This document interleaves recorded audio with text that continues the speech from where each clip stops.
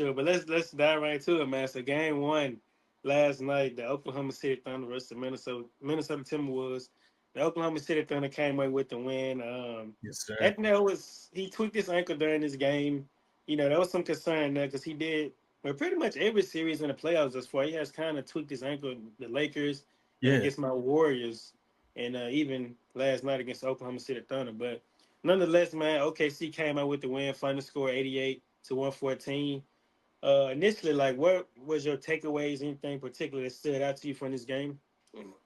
Yeah. I definitely, watched a good bit of the game last night. The first half was particularly interesting. The third quarter got a little bit rocky for the T-Wolves, but overall, going into this series, I did think that the Oklahoma City Thunder were going to win this series, but I kind of thought that they were very close. Like it's going to go 7 games. And now, after seeing game one, and mind you, you shouldn't make, hasty determinations off of one game, right? It's in OKC.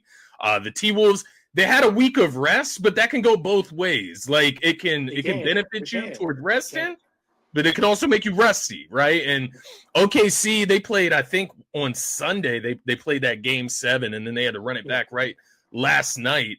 And I thought it was interesting with the scheduling as well. I thought, not very fair to Oklahoma City.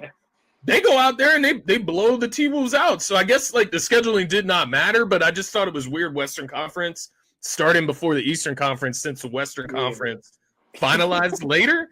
Aaron Gordon had some interesting comments on the scheduling too, man. And me and you have talked about this on the pod. Talked about this for sure. Yeah. So that's interesting in itself. But here's some things I'm going to throw to you, bro, because this is what makes me skeptical of the T-Wolves' chances overall. And I'm speaking in chances here.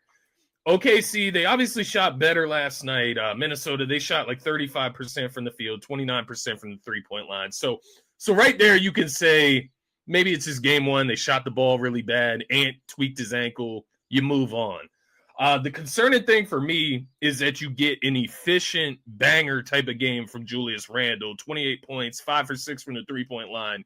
He's out there looking confident, efficient, and they still lose this game by like 20-plus points. That's concerning. Minnesota had 19 turnovers in this game. That turned into 31 points for OKC versus 15 turnovers